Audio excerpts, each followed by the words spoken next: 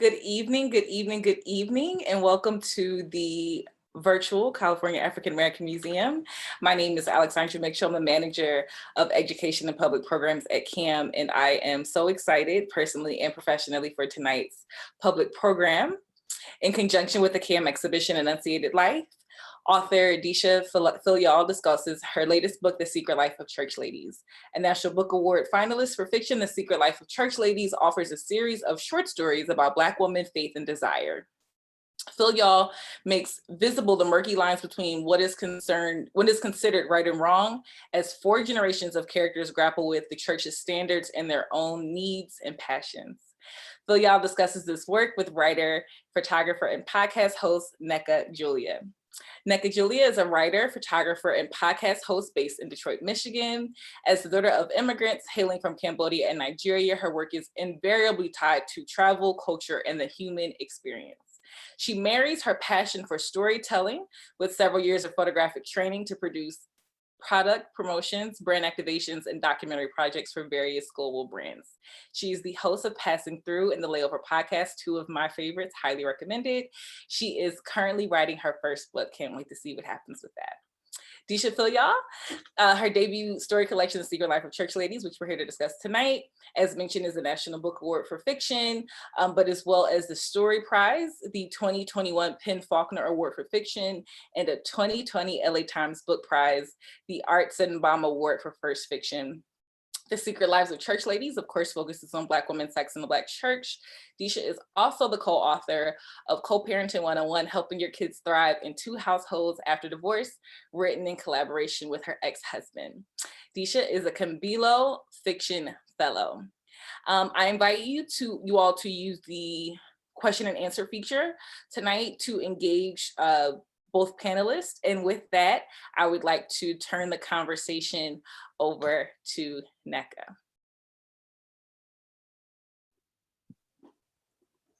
All right. Hi. Hello, Deesha. I'm so excited. I'm wonderful. How are you doing tonight? Good. Excited to see you. I'm excited to see you too. And I'm so thrilled to be in conversation tonight because I feel like I manifested this moment. I did. Because I've read The Secret Lives of Church Ladies, The Secret Lives of Church Ladies 3 times through. And thank you. I'm so ready to dive into the questioning for tonight. So I wanted to start with reading the first page, which is, well, the first page after the dedication, which is a quote you used from Ansel Elkins, from the autobiography of Eve. And it reads, "Let it be known, I did not fall from grace. I leapt to freedom."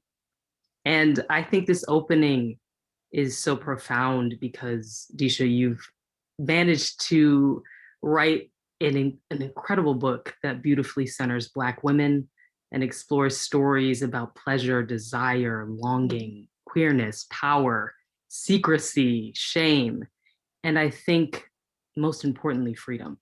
The freedom to feel and be all of those things.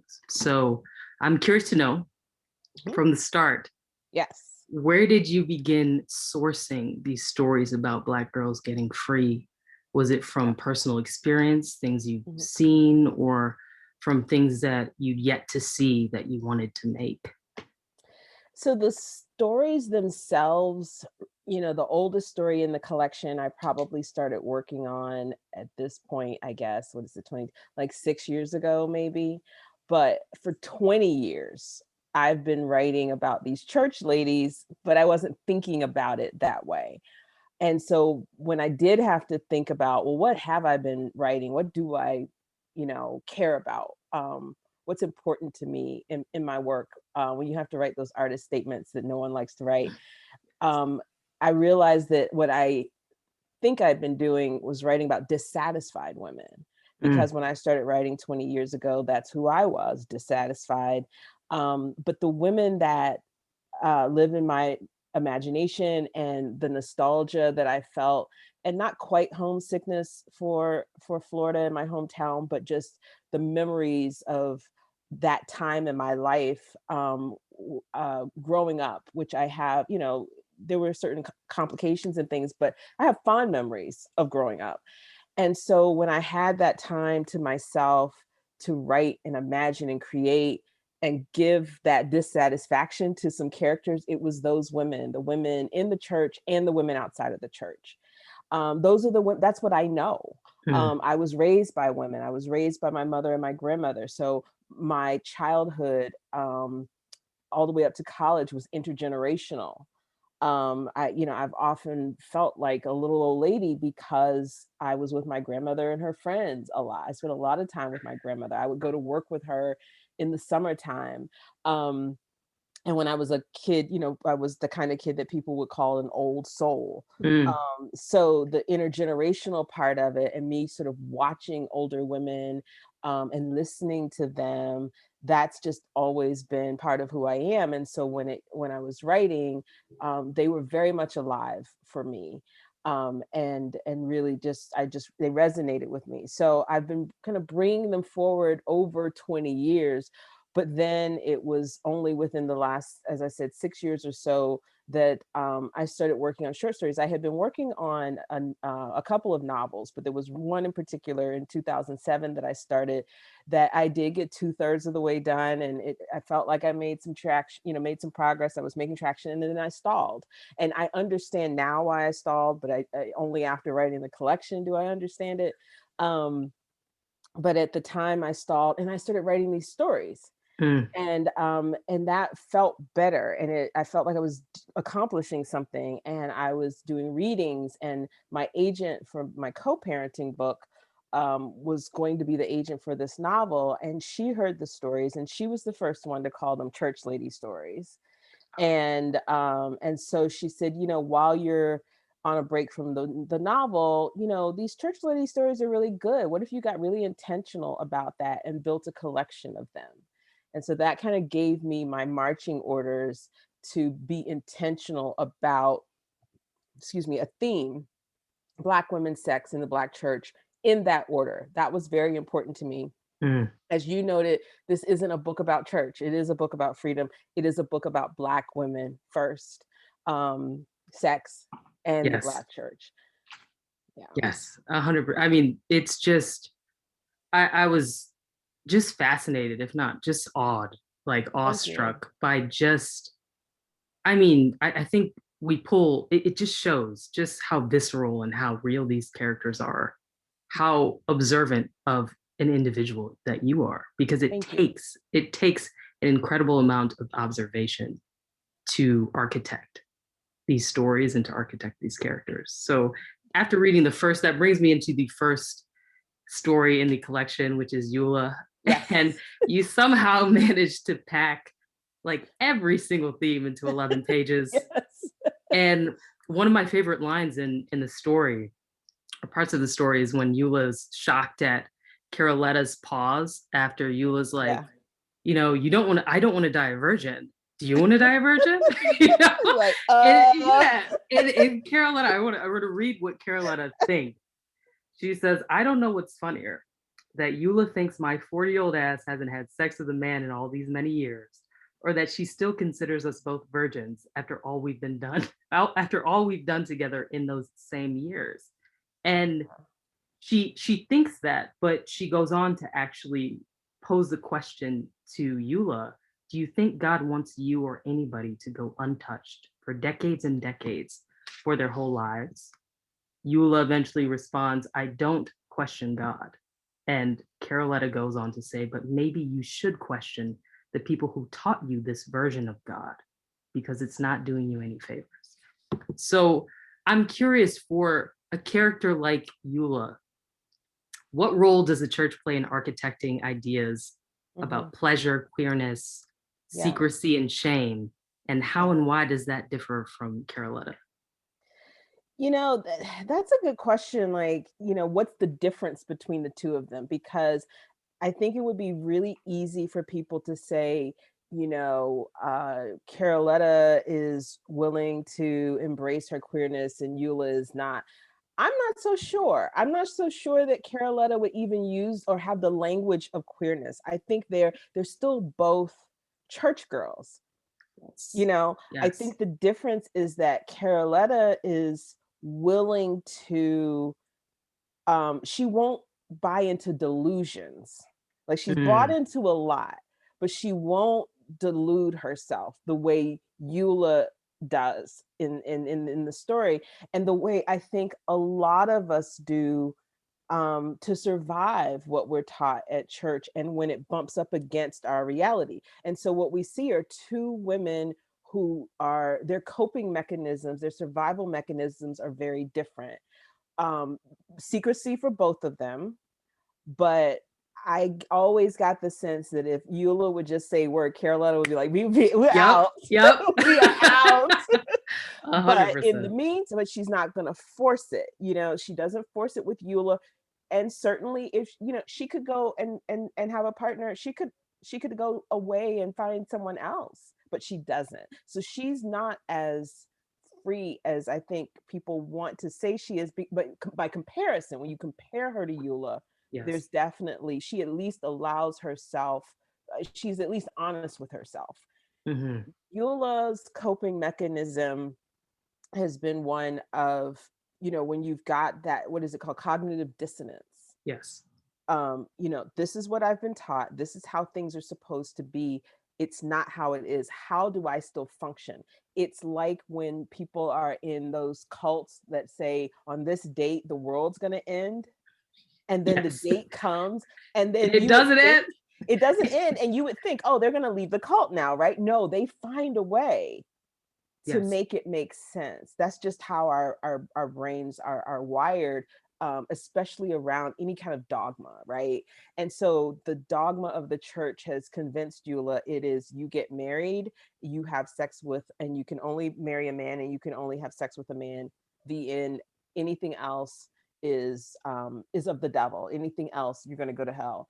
And she couldn't reconcile that with her need for touch and her desire for her friend. Now it raises another question that I didn't answer, and I think people can play with this question.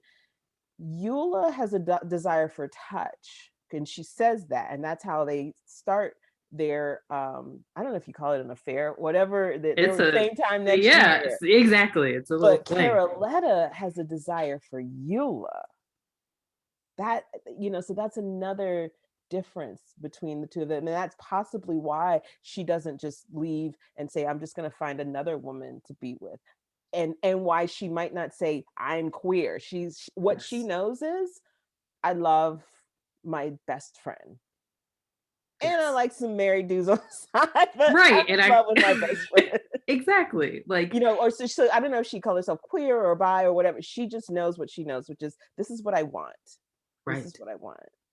And did you, growing up kind of, you know, around older women, your grandmother, and kind of, I've heard you talk about being sent to church. Yes. Like, while your mother and grandmother were kind of like, hey, we're not, you know, we'll eventually get there to that place to where we want to actually be a part of the church or go to church in that way. Was there any cognitive dissonance that you witnessed from certain members of the church or being in church that you experience of like, hey, this is, you know, this is being preached, or this is being presented as most organized religions present multiple binaries as to like heaven and hell, good and bad. You know, were there any binaries that you struggled with, and any cognitive dissonance that you witnessed? Yeah, well, I called it hypocrisy. I mean, even as a kid, though, I didn't have the word for it, but like by the time I was a teenager, things like, you know, when one of the associate pastors runs off with a girl who's 14 or 15, and people are talking about the girl and not this crime that he's committed, you know, so that stuck with me. But also, we were talking about, you know, queerness before. The fact that there were queer men in the church, but it was on some don't ask, don't tell. But where were the queer women? And so we know they were there, and that's how you get a Eula and a Caroletta in my imagination. I'm like, I know you're there. I know, you know, and so, you know, this is what I imagine what was happening. But, you know, but you didn't see them in church the way you might have seen out but not out gay men in church. And why was that? And that's a double standard for women that even crossed into the other binary around sexuality. And the same was true outside of the church, that queer men, in my experience and in my immediate, my neighborhood and family, were loved ones. There was this acceptance of camp, but the worst words that we had were reserved for queer women, Black women. And I didn't understand why. Had no idea why that was, even though the overarching message was that, being gay was a sin. Right. This is, I mean, I think you in these 11 pages, because it's only 11 pages. If you haven't read it, there's so much. I think the beauty of the stories that you tell, especially in this collection, is you leave so much room for imagination. So much room to wonder where these characters end up. And I think that's especially true. I know you're probably exhausted about talking about this story. I know you know what I'm going to say. I love talking about all of them. I do, because each conversation is actually fresh, though, because people have different perspectives. But I mean, Peach Cobbler. I think that there's so much to unpack in this single story. And I wanted to start by highlighting the sense of longing from the main character, Olivia. And her relationship with her mother. So I highlighted some of my favorite lines discussing longing, and it's from Jump. I still longed to perfect the sweetness and textures of my mother's cobbler. My mother, who fed me TV dinners, baked a peach cobbler with fresh peaches every Monday. Her day off from the diner where she waited tables, she always said Sunday was her Saturday and Monday was her Sunday. What I knew was that none of her days were for me. And another line saying, I wanted to be those peaches. I longed to be handled by caring hands. And if I couldn't, I wanted the next best thing, to make something so wonderful with my own hands. So how did Olivia's longing for her mother's love and desire for her mother's touch shape this story?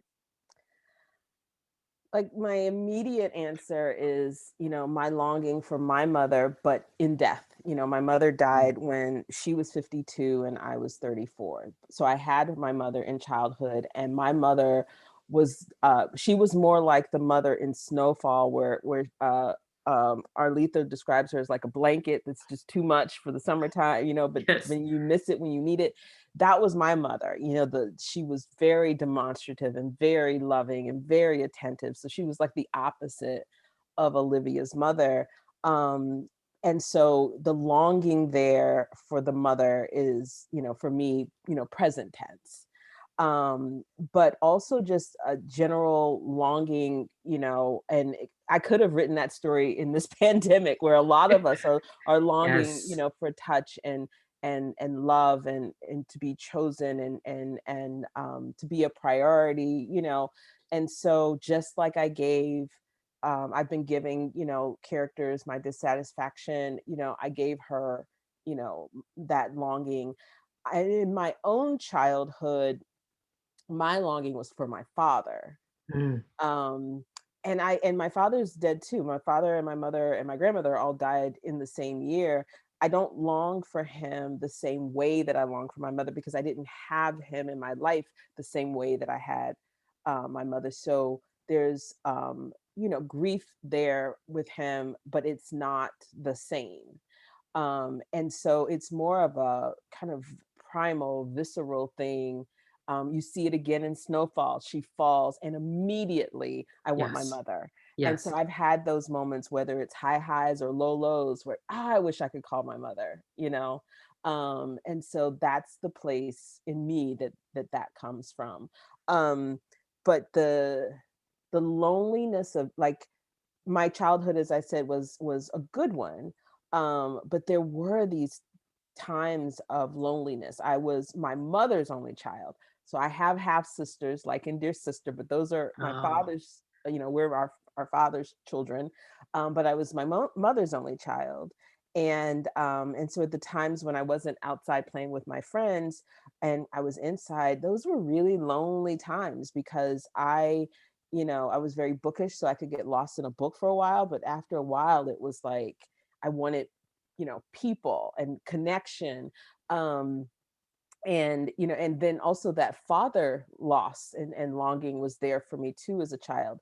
And so the two children in the story, Olivia and also Jael, I had to kind of go back to my own childhood and adolescence and remember those places that just ached. That really ached, and multiple things can be true, that you can have a loving mother, you can have, what most people would consider a good childhood, and there could still be a void. And I remember those voids.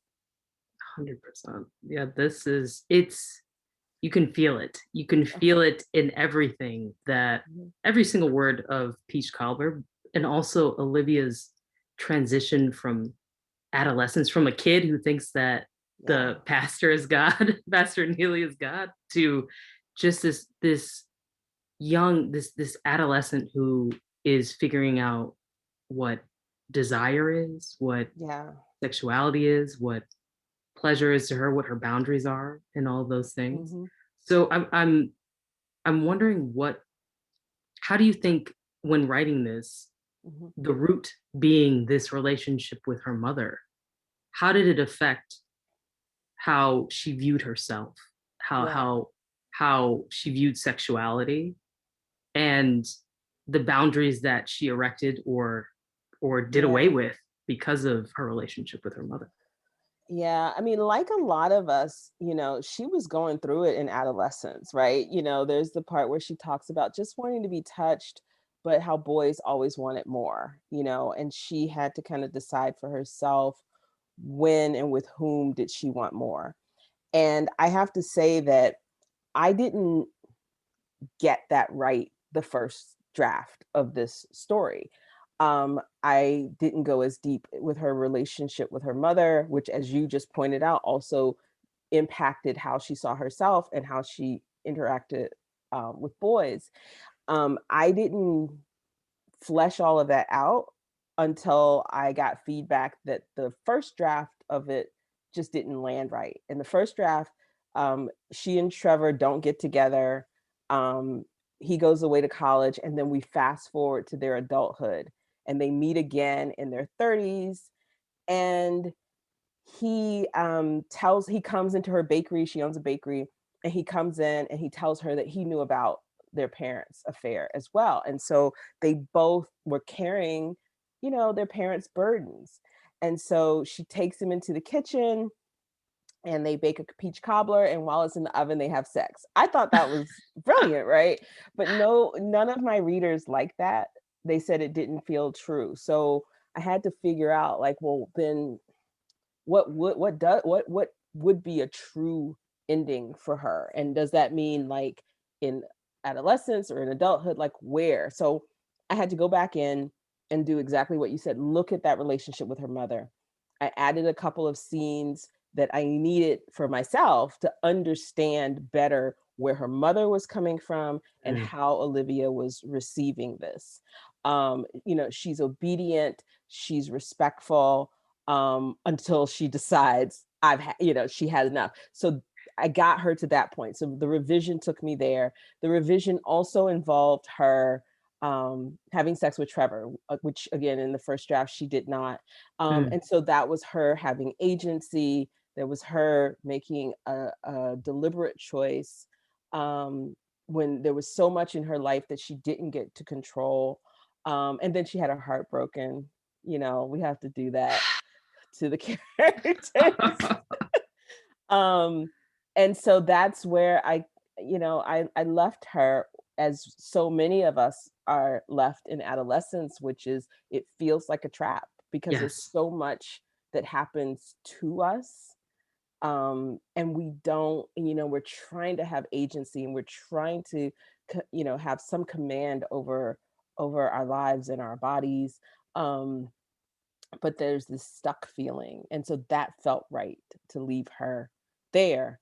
That said, I felt for her, Oh yeah. like a lot of readers tell me that they did. And so I think she was still in my subconscious, and she pops up again, as you know, in a later story. That was not planned, but I, it just happened organically. And I think I needed that closure with her. Yeah, I mean that leads me into instructions for married Yeah. Christian husbands, because when you realize it's Olivia, you're like, what? Like Yeah. you Damn. and yeah, you're like, this is, and it's interesting because I think, going back to Peach Cobbler for a second, Mhm. you wrote the adolescent portion of Olivia and her growing into herself and her asking these questions and coming to a point of where I'm just tired of people lying around me. Yeah. You wrote that so well, but also writing the mother and giving us hints as to who this woman is, right? Yeah. Everything from how she talks about Olivia's dad to why she does what she does for Pastor Neely, and only Pastor Neely, Yeah. and not her own daughter. Yeah. So I think that takes a lot of compassion, as well as understanding that our mothers are more than just our mothers. Yeah. They've lived many lives before they had us. Yeah. And was that a revelation that you came to prior to writing Olivia's mother as a character in Peach Cobbler? I think it's a revelation I've been coming to for the last 15 years, since my mom passed away, that, her death forced me to see her as a person. And I think, that's not always easy for us. And when we see our parents as people, that means we're seeing them as the people they are, in the moment, and then as the children they had been, and who failed them, or what did they bring into become their lives, becoming your parent. And I asked Kiese Layman this, because, as you know, he's written about his mother, and in his Yes. memoirs it's addressed to his mother. And I said, what do we owe our mothers? And he said, we owe it to them to see them as something other than, our mothers. And that's really hard. And I don't know if I would have gotten there at the age I did if my mother hadn't died. Mm. And so there was a process at that point where I saw her as something other than my mother, as someone who got to the end of her life way too soon and didn't have or do a lot of the things that she wanted to have and do. So I got to see her that way. And then in the process of writing these stories, I didn't set out as, I'm going to write a book with all these mother-daughter relationships, but clearly I was working something out. And it was with me seeing the world, those worlds, through the eyes of the daughters, which is me, but I'm also a mother. But I Yes. don't think I'm ready to write from that vantage point. And I don't know that I ever will be, that's very tender for me. But definitely I was, doing some daughter healing, through these stories, and having experiences through the characters that I won't ever have. Like when Eddie Levert comes, Mm. I can't say I was my mother's caretaker at the end of her life. For the last 6 weeks of her life, she was in hospice. I was there, but I was not caring for her the way daughter is caring for her mother. So how do you care for a parent who wasn't always good to you? Mm-hmm. And my mother was good to me, but we had a very complicated relationship. And there was a time when my mother and I weren't speaking. I took a break from her, and then she was diagnosed with cancer. So, we had a tough relationship, different from daughter and her mother. But, I got to say things to my mother, that I'd always wanted to say, and she got to say things to me. But here's this character who doesn't get that chance. Well, she can say it, but she can't get from her mother what she needs. Right. So I got to work out, some of those things, and vicariously have that experience. And I think you gave it to people too. I think that's why people are latching on to these stories, because there's so much that we'll never get to experience, or we'll never get to Yeah. say. Yeah. So it serves as a, a behold and a beware in I love many that. forms. Yes, it serves as both when I was reading it. So that I love Kiese, and I watched your talk, and I loved how he phrased that there's really no endings in this book. In the form of resolutions, there's revelations. Yeah. So I want to know, what were some of your favorite revelations from the book, and what characters were what characters were it, like, was it most satisfying to see them come to certain or particular revelations? So I have to tell you, one of my favorite endings is Dear Sister. Ooh, I yes. knew that was the ending before I finished that story, where she's finishing the letter to Jackie, and her PS, Grandma wants to know if you're pregnant. You're pregnant.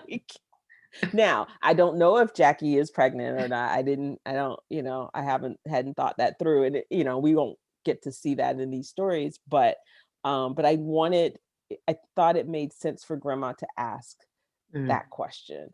In terms of my own sort of satisfaction, Jael was so satisfying to write. It was a bit of a revenge fantasy for, every girl that's ever been preyed on, every child who's ever been sexually harassed on the street and felt helpless and felt afraid, the terror, to be terrorized in your own community day after day. I was having this conversation about this, I think, last night, and I was saying, for so many of us in our communities, that became white noise. Oh yeah. It was so common.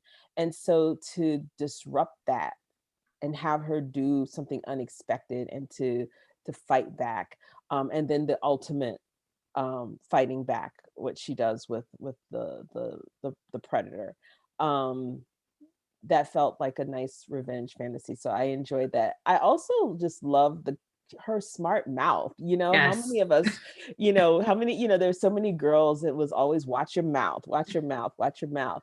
And so she, through her journal, she gets to be mouthy. Mouthy girls are my favorite girls. And so I had a lot of fun with that. And then Granny, they were the like juxtaposition. a comedic duo sometimes, right? Like Granny is worried about all the wrong things. Like the girl called her crab shitty, and she's like, meanwhile, like there's some really dangerous happening, but like you're not gonna talk about my crabs and be ungrateful. Right. So just having them talking at each other, in ways that they wouldn't face to face. I had a lot of fun with that. And that's the story where I did the most, well, How to Make Love to a Physicist. I had to do research for that because I don't know all of that stuff about planets and black holes. I had to ask. But I did a lot of research on those biblical names and Yes, that and the was scriptures. So I spent so much time in church and Bible study. All of those are scriptures I know, but like I didn't always know the exact wording, or I didn't know where they came from, or I didn't know the full verse. So I had to read. And then Jael's story, I wanted it, of the biblical story of Jael, I wanted to, include that as part of the story as well. Yeah, I looked it up immediately after I read this. I was like, where Jael? I've never heard of like this biblical story. So reading that she killed a man that violently was like, oh, okay. That was personal. It was super personal. It was very personal. And I mean, you felt it when you read it. And the juxtaposition of her grandmother, like, I don't know what I did wrong. Like, I've stayed prayed up, like I've done everything I could possibly do for my daughter. And now we have this, this terrorist living with us, essentially, bad like seed. this, right? This bad seed that we're trying, that I'm trying my hardest to mold. But, it's funny because I think there's so many through lines of unlearning generational secrecy and shame. Yes. And Granny had her secrets too. Yes. Yeah. Yes. And that leads me back to Instructions for Married Christian Husbands and Olivia. And what do you think Olivia's character in this particular story teaches young Black women about unlearning generational secrecy and shame, and in asserting their power in spaces where they once felt powerless? Because we leave off Peach Cobbler like, where is Olivia going to go? What is it? What is she going to do? How is she going to assert some level of control over her life? Yeah. And I'm curious to how this version of Olivia takes up space and is in the process of unlearning shame and secrecy. Yeah, I think, rather than it being prescriptive,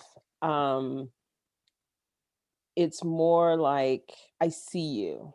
Like you might, and I think, people may recognize themselves in that like when all your control and agency has been taken from you, that sometimes your pendulum can swing in the whole opposite direction of, now I'm going to have all the control.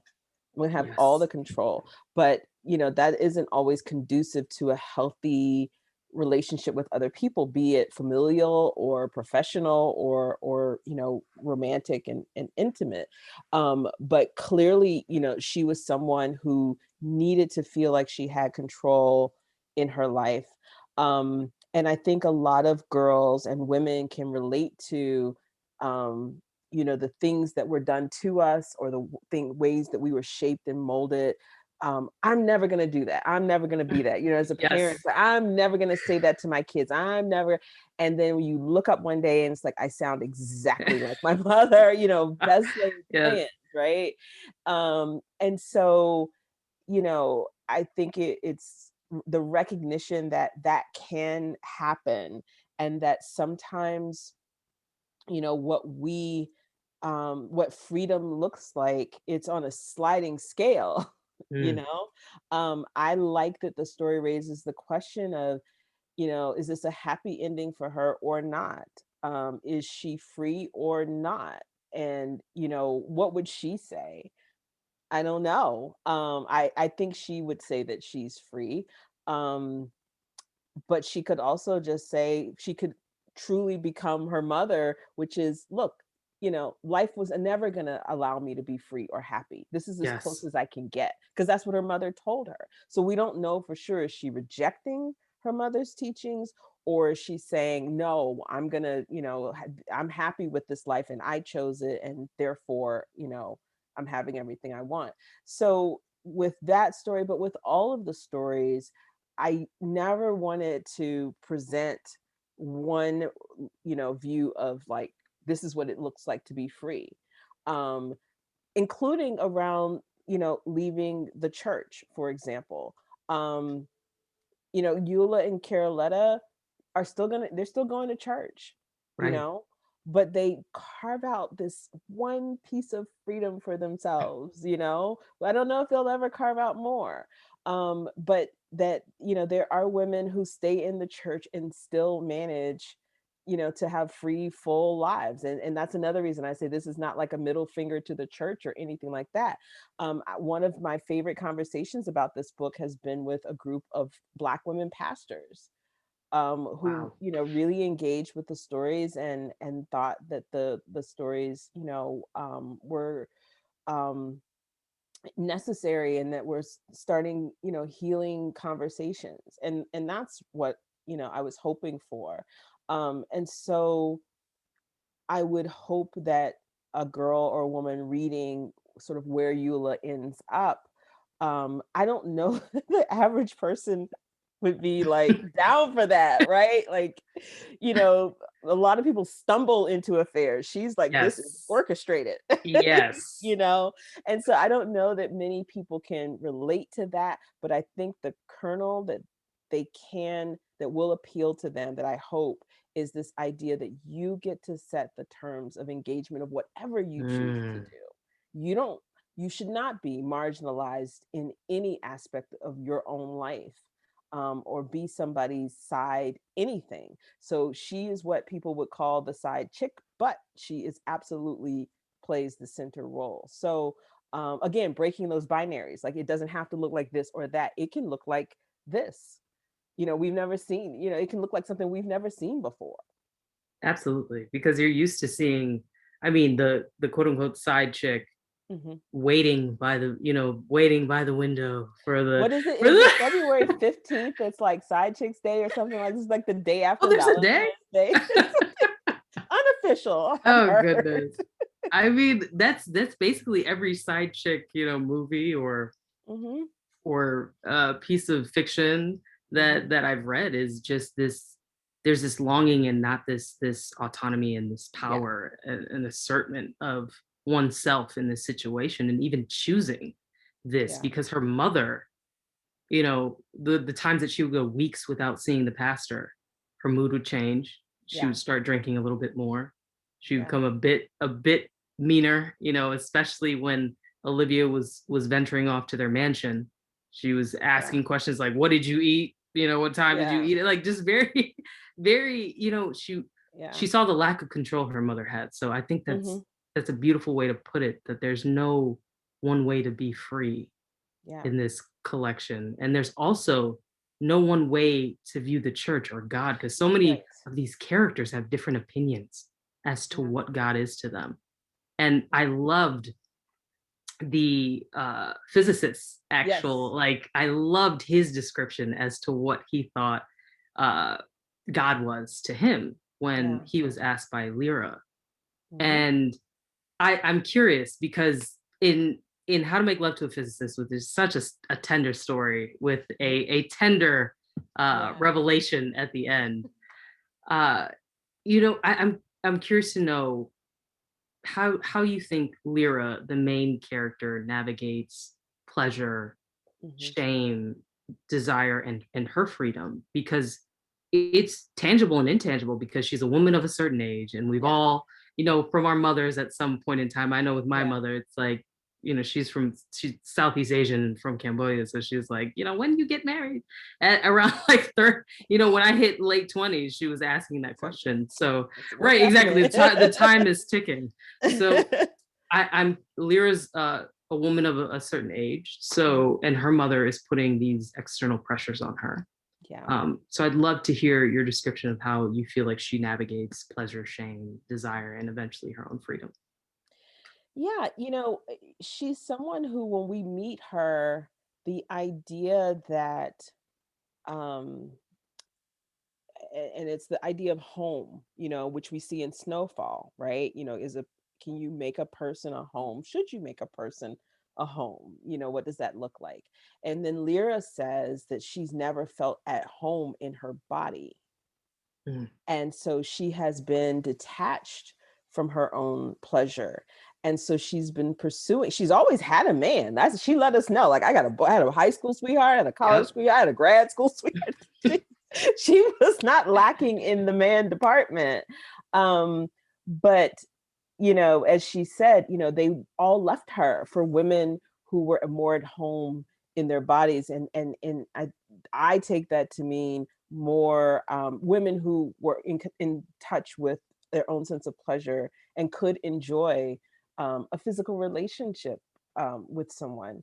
And but the control that her mother had, and the things that her mother would say to her, it's like her body didn't belong to her. Somewhere along the way, that's the message she got. And it was always about what somebody else was going to think, right? So you got to put on a girdle, you can't jiggle, you can't, have a stomach. You have to, not eat a lot because of all of that. And so it's always about, well, am I measuring up? And she's clearly trying to measure up. The kind of woman her mother told her not to be, going to men's hotel rooms at 2 a.m. She's 42 years old, still thinking about that. And so she, so it's like she doesn't inhabit her own body. It was very important to me that the discoveries that she made, that becoming reacquainted with her body, happened for her, through her, not with the man as the catalyst. He's there, he's in the orbit, but he was not the catalyst for it. And in fact, she pushed him away twice, because it didn't make sense for it just to be another man, or, somebody else comes and takes her mother's place and is just nicer. It needed to be something that she came to herself so that she could really own it, and it wouldn't be dependent on whether or not he's there. And truly getting to know herself.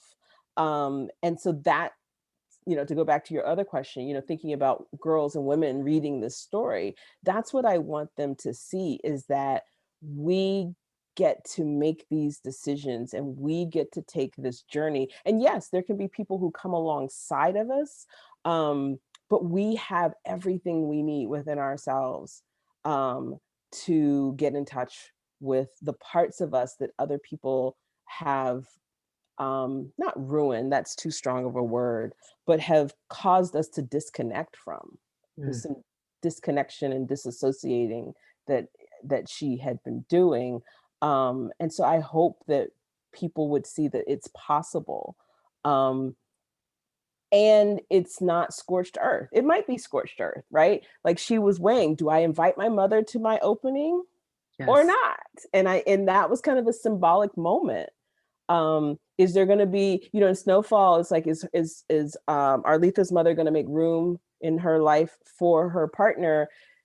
Now that Lyra is in this better place, where does her mother fit in?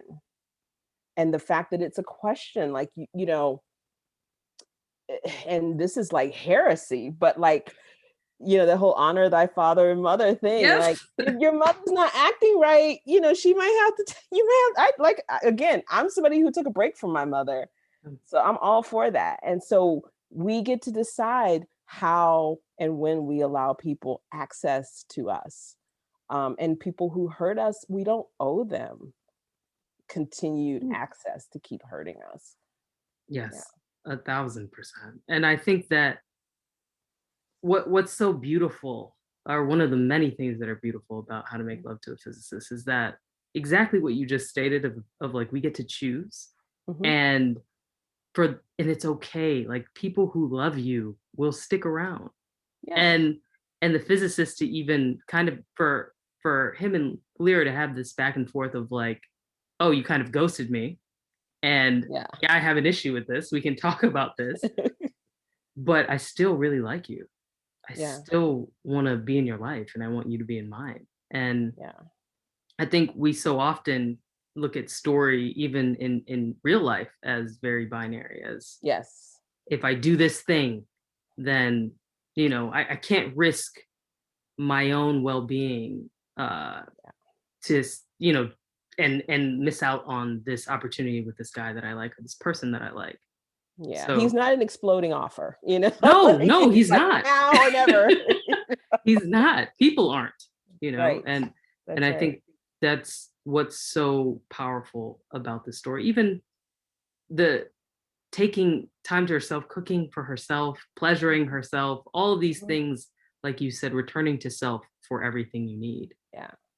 And I read this story over and over again because it's so affirming in many ways that you're allowed this space where we often don't think we are. Because it's taught, again, talk about binaries. You're not supposed to be indulgent. I wanted her to have these really elaborate meals that took time to cook and that you have to like shop for, and because we're taught, don't be selfish. We're taught we're supposed to serve others. We're not taught to serve ourselves or to treat ourselves, love on ourselves. It's, we're, as women, as Black women, we're always positioned in the church, especially as servants. Men get to be servant leaders in the parlance of the church, right? Yes. Yeah, and we are servants. Yes, exactly. I have one writer question before we have to, I think, transition into Q&A eventually. Okay. And these first liners that you have in this collection, they blow my mind. I literally, when I opened Peach Cobbler and I read, my mother's peach cobbler was so good it made God himself cheat on his wife. When I opened, what was it? When I opened Snowfall, and and I read the line, "Black women aren't meant to shovel snow." How do you architect these first liners? Because you're immediately like, okay, I'm in here within the first sentence.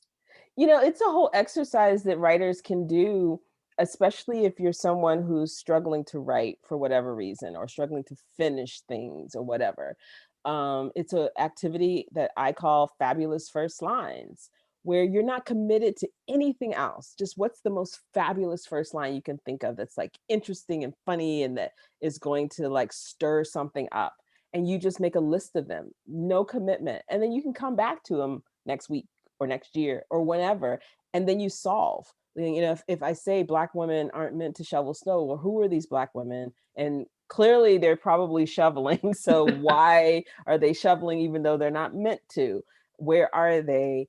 Who would say that? A Southerner, so now I know where they're from. And, so there's information in a first line, and then you can start problem solving. You can think about the relationships between people. With Peach Cobbler, who's the mother, who's the daughter. I knew when I wrote that the child speaking thought that the pastor was God, that it was really a pastor. So who is this pastor that's having an affair with this mother, and what's the relationship between the mother and the child, and what's going on with this Peach Cobbler? So now I've got things to do. Like, it gives you something to do. So doing an exercise like that is a good low stakes way to think of, to come up with ideas. I was in a writing class years ago, and one of the other people taking the class had this first line, and it was something like, I'm not going to get it right, but it was like, it happened on a double sun Sunday. Ooh. And so she was writing about a fictional world, like a fantasy world. And certain Sundays, certain days of the week, there were two suns. So it was a double, but she just said it like offhand. So immediately you're like, what is this place that has two suns sometimes? I want to know more about it. And then she built this whole world. And so that's the power of a fabulous first line, that it can get you started. And so just spending time generating lines like that, you're not committed or obligated to fulfill it, but then you kind of want to, know? Yes. So yeah, so I do that. Oh, they're phenomenal. They really are. Just thank you. I couldn't stop repeating the first line in Peach Cobbler for like 3 weeks. I was like, there's so much. There's a world. Yeah. And it reminds me of just Gordon Parks' photography. Just of where you see a photo that he's taken and you're like, I just made up a world within and people watching. So I can tell you the first line of Instructions for Married Christian Husbands. I was somewhere and there was a woman and she was bossing her husband around. He was just a bigger child. They had sons, and then the husband, and he was just a really big kid. And she was very accomplished. I don't know if she was a Christian or not. But for the purposes of, the things that I was writing about, I made her Christians. And so I made her a Christian. And I said, the infantilized husbands of accomplished godly women are low-hanging fruit. Because that man was sitting there and I was like, well, I'm not going to tell you what all I thought, but I was thinking to myself, somebody could just pluck him because he just looked like he hadn't been treated like a man in a really long time. And so I got that idea and I wrote it down, and then it came back to it, sometime later. But then I had to figure out, well, who's the woman saying this? Who's the guy? And that kind of thing. Oh man, phenomenal. That's so I watch people. I'm always watching. It comes through. It does. These are real people. I'm convinced, and I'm sure other people have been convinced. They're like, I know this person. I know who she's writing about. But, it is fictional. It is a fictional book, but. I think the best ones are where you see actual people within the character. Yeah, and then you just imagine, and fiction is more interesting than real life, right? So whatever their real life was I'm sure dull by comparison. So I just gave them a whole set of problems. Okay, well, we will move to Q&A so that we can actually get some viewer questions in. Okay. Somebody asked, why was it so important that the stories be intergenerational? What specifically did you think could unfold through the intergenerational aspect of the book?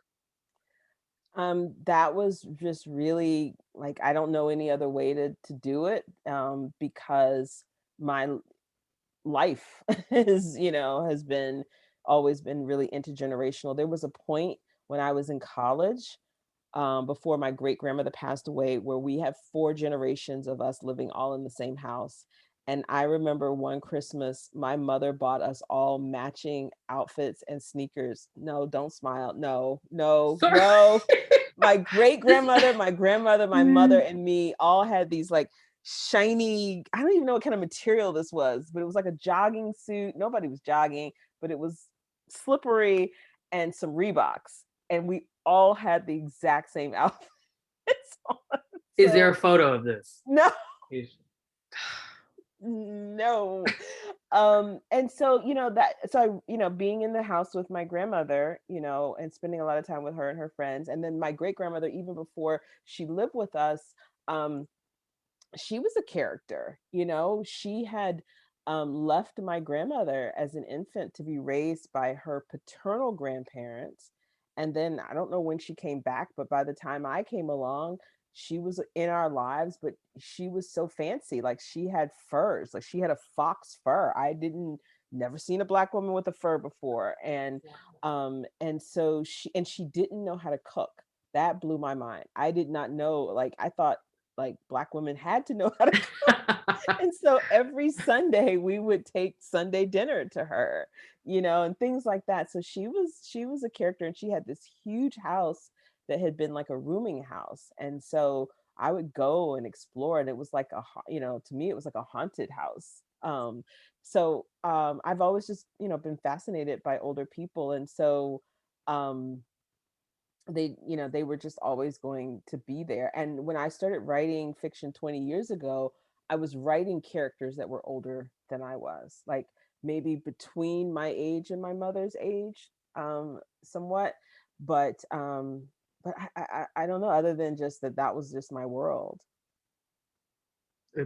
It shines through because Thank you. each character has just their own voice, and even if it's 1 or 2 sentences, you're like, I know who this person is. Yeah. Very much so. Patricia Mathis asks, thank you. She said thank you. And we don't owe continued access to herders, but how do we reconcile the turn the other cheek, forgive 100 times 7, forgive as I want to be forgiving? Mhm. So I hear that as scripture, and I think that it depends on your theology, the interpretation of that. How do people, is forgiveness an act that requires you to continue to give the person you forgave access to you, or can you forgive someone in your heart but choose not to continue, interacting with that person? But yeah, I think that's one of those that, like, I think about the women who I had, the Black women pastors that I went to their book club. I'm sure they have some phenomenal interpretation of that is affirming that in ways that, that keeps us safe. Because we have to think about historically how those scriptures have been used. Mhm. Has it been used towards greater freedom and women being safe, or has it kept women in precarious situations? I remember a pastor once was being asked the question about, people said God hates divorce, which isn't actually in the Bible, but that's something that a lot of Christians will say.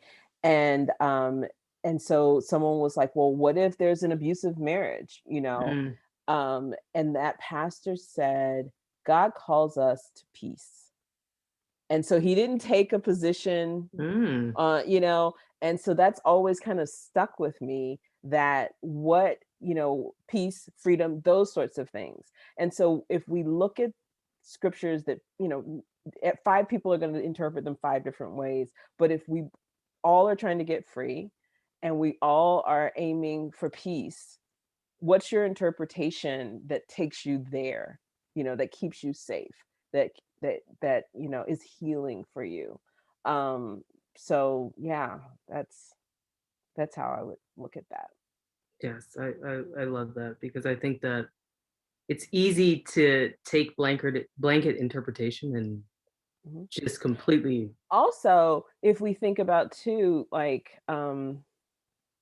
the whole question around forgiveness, like it puts, just like the onus was on the girl, the 14, 15-year-old girl who the pastor ran off with in one of the churches I grew up in.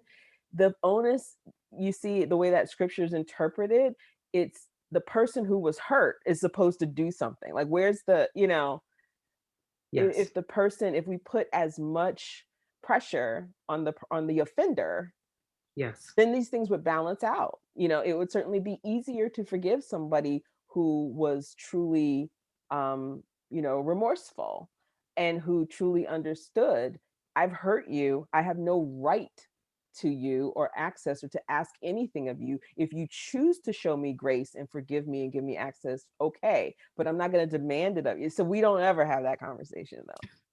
And why is that? Ever. I would just say. Someone asks, can you talk more about why you decided to structure it as short stories instead of a novel? Did the form of short stories offer something that felt more generative or productive for the ideas you wanted to explore? Well, I could not manage to. Well, actually, there were novels I finished. They were just bad, but but there was this one that I was really, that I thought and still think it's good, and I am going to finish it now. But I got 2/3 of the way and I hit a wall. So novel writing was not working out for me. That's the problem. But then I started writing these stories just because like Eula and I think it was Eula and Peach Cobbler were the first two. And so I was writing them not thinking about a collection, but as just detours from this novel that I wasn't getting done, and they seemed to work.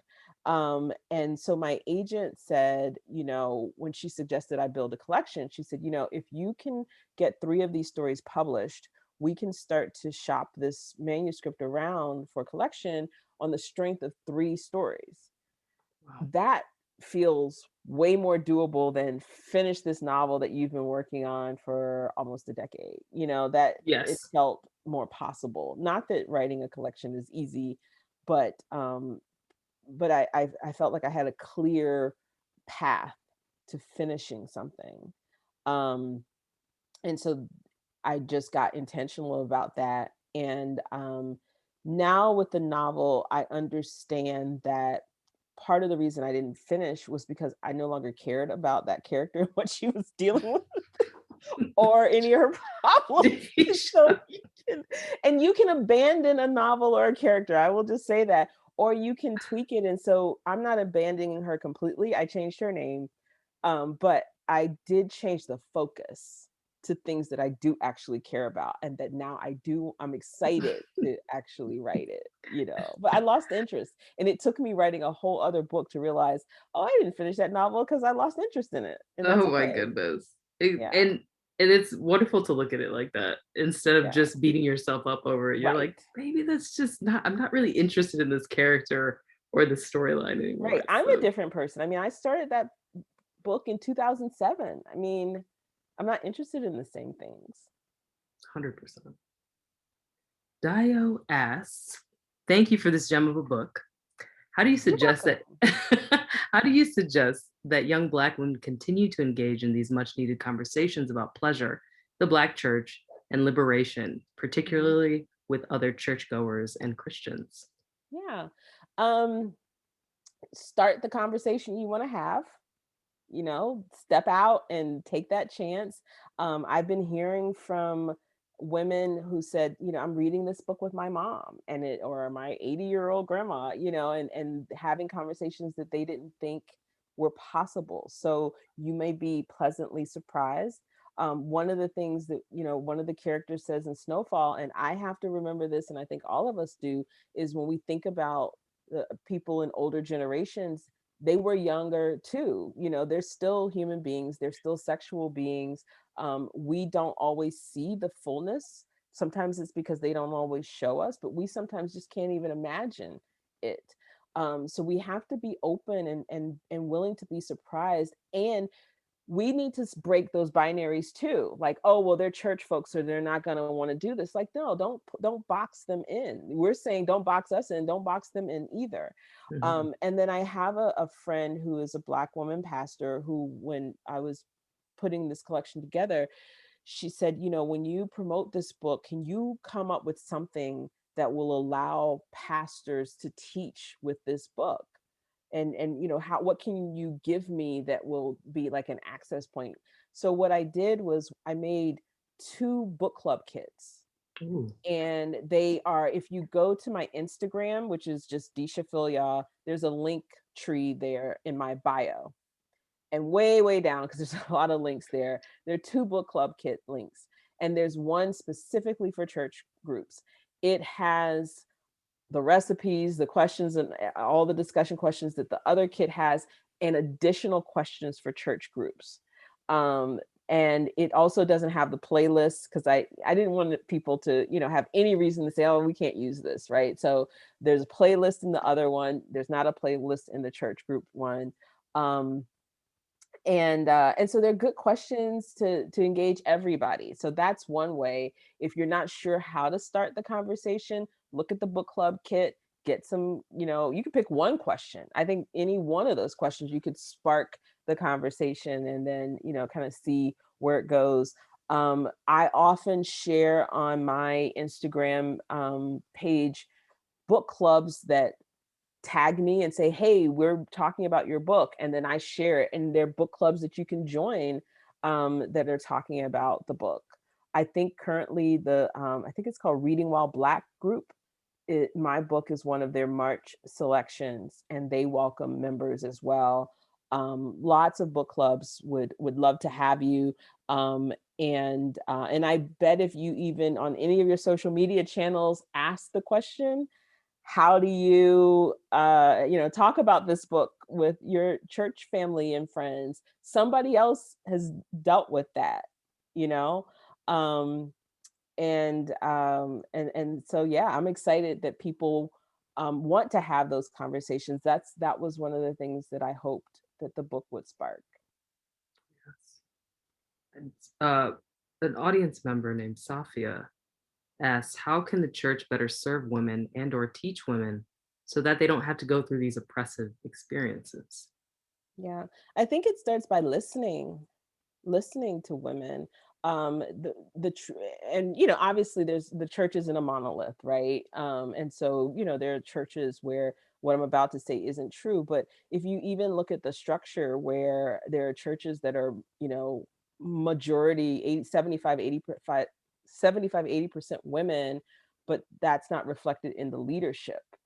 And so, you know, that obviously would need to change, because, you know, how can you tell women that you see them and that you value them if you know, aren't willing to listen to and be led by them? So I think it's harder if in situations where there's no women's leadership.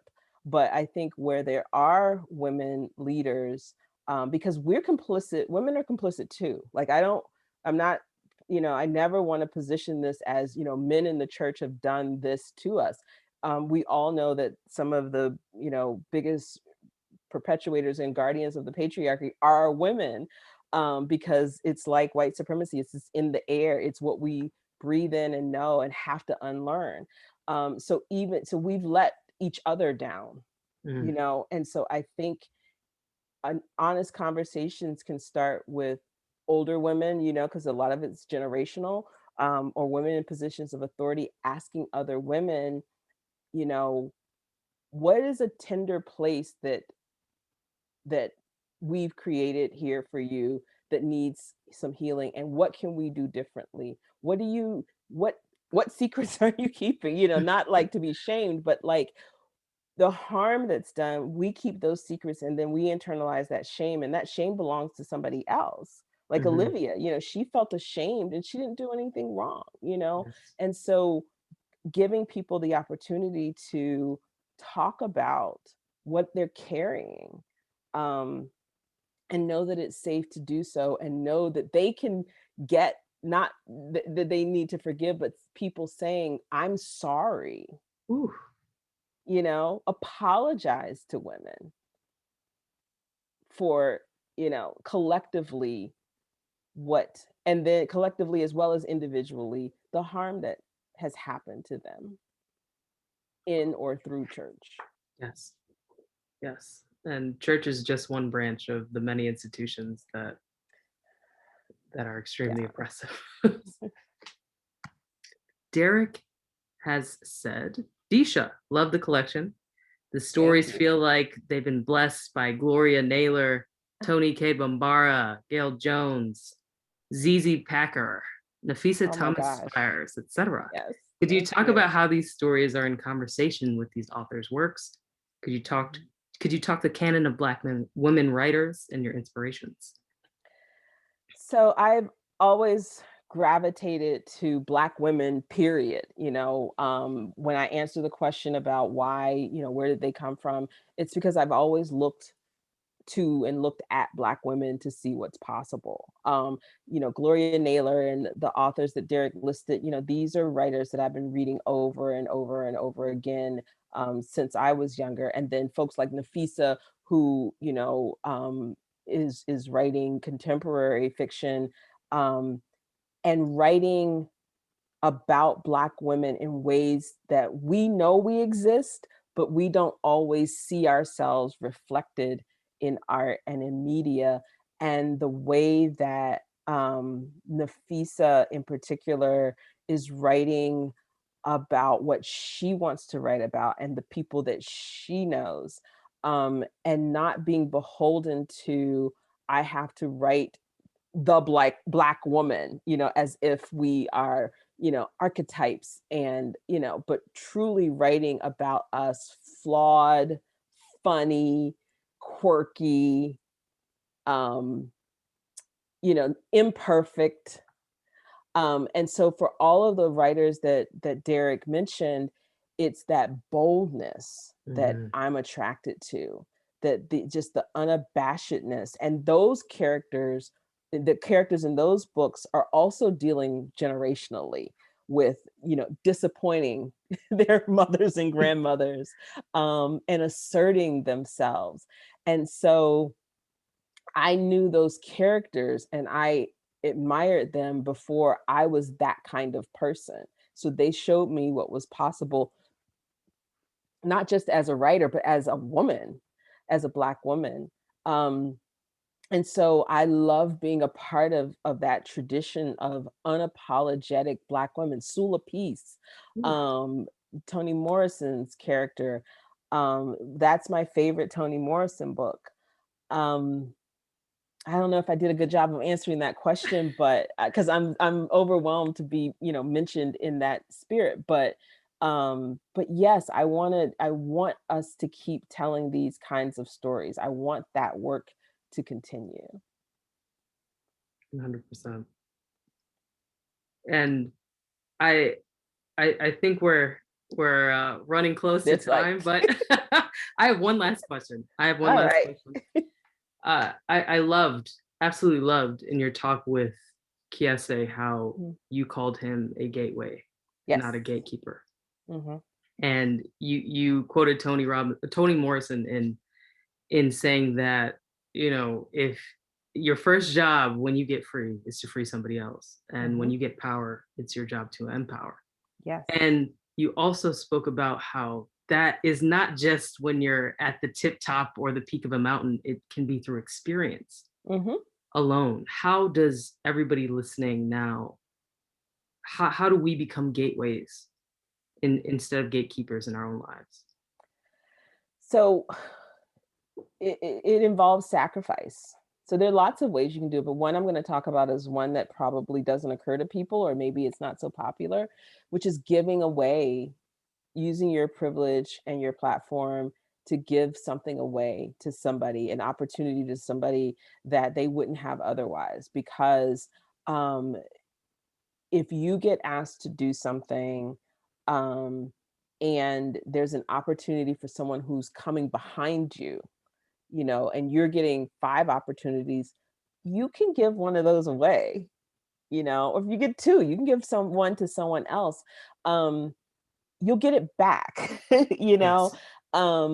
This idea that, like, I don't know, it's like some of us can eat less so that some people can eat, period. Like, I think we just have to have that mindset, as opposed to this is pie and there's only so much of it to go around. And so we're going to just get ours and not worry about anybody else. But no, like, we can share our pieces. We can share, and so I've had people do that for me. I've had people say, my friend Damon Young, who was invited to do something, and he said, I'll do it if I'm in conversation with Deesha. He didn't have to do that.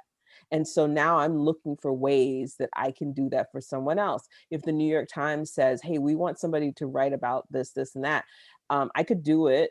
Or I can say, I know a writer who can speak better to that. They're better positioned to speak.